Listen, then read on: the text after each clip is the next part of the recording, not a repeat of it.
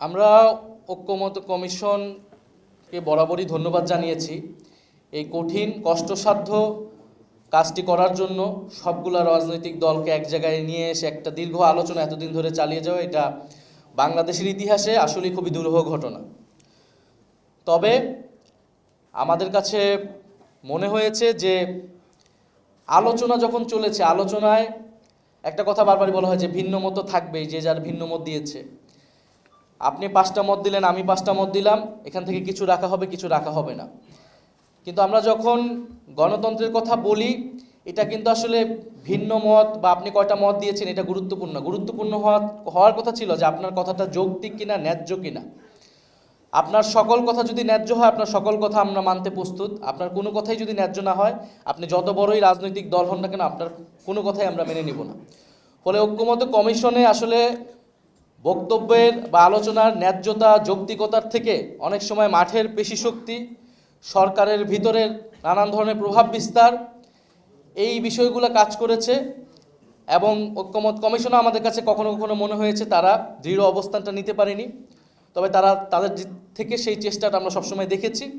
তো ফলে তাদের প্রতি আমাদের আহ্বান থাকবে যে কোনো ধরনের পেশিশক্তি, কত বড় রাজনৈতিক দল, এই সকল কিছু বিবেচনায় না নিয়ে বরং আমাদের দাবিটা কতটা যৌক্তিক, কতটা গণতান্ত্রিক এবং কতটা জনগণের আকাঙ্ক্ষাকে প্রতিফলন ঘটাতে পারছে, সেই বিষয় বিবেচনা নিয়ে তাদেরকে অবস্থান নিতে হবে। এবং আমরা যেটা বলেছি যে সাংবিধানিক আদেশ জারি করা, এবং এই তর্কটার কিন্তু সুরাহা হয়নি। আমরা ঐক্যমত্য কমিশনে এই জন্য বারবার বলছিলাম, ঐক্যমত্য কমিশন বাস্তবায়ন প্রক্রিয়ার আলোচনা ছাড়াই বন্ধ হয়ে যেতে নিয়েছিল। তখন আমাদের প্রতিনিধিরাই এটা জোর করেছিল যে বাস্তবায়ন প্রক্রিয়া নিয়ে আলোচনা করতে হবে। সেই আলোচনাটা যদি আরও একটু কিছু করা যেত, এই বিষয়গুলো সুরাহা হওয়া সম্ভব ছিল। বিদ্যমান সংবিধানের অধীনে এই ধরনের সাংবিধানিক আদেশ জারি করার কোনো এখতিয়ার, বৈধতা বর্তমান প্রেসিডেন্টের নাই। আপনাকে যদি এই ধরনের সাংবিধানিক আদেশ জারি করতে হয়, তাহলে তার বৈধতা আপনাকে নিতে হবে জুলাই গণ অভ্যুত্থান থেকে, যেখানে জনগণের সার্বভৌম অভিপ্রায়ের প্রতিফলন ঘটেছিল।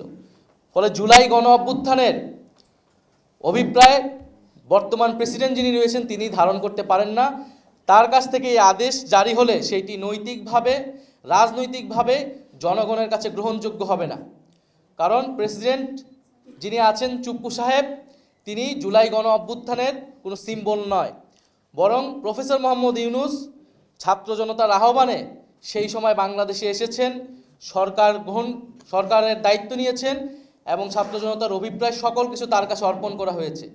ফলে আমরা বলছি সাংবিধানিক আদেশ যেহেতু আপনি বিদ্যমান সংবিধানের ভিতর থেকে দিতে পারবেন না, তার বাইরে যেয়ে দিতে হবে।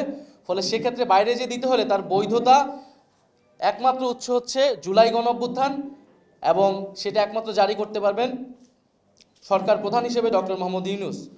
ফলে তার আদেশ জারির মাধ্যমেই এই সনদ একটি আইনি ভিত্তি পাবে, যার উপর দাঁড়িয়ে গণভোট এবং পরবর্তী কার্যক্রমগুলো হওয়া সম্ভব।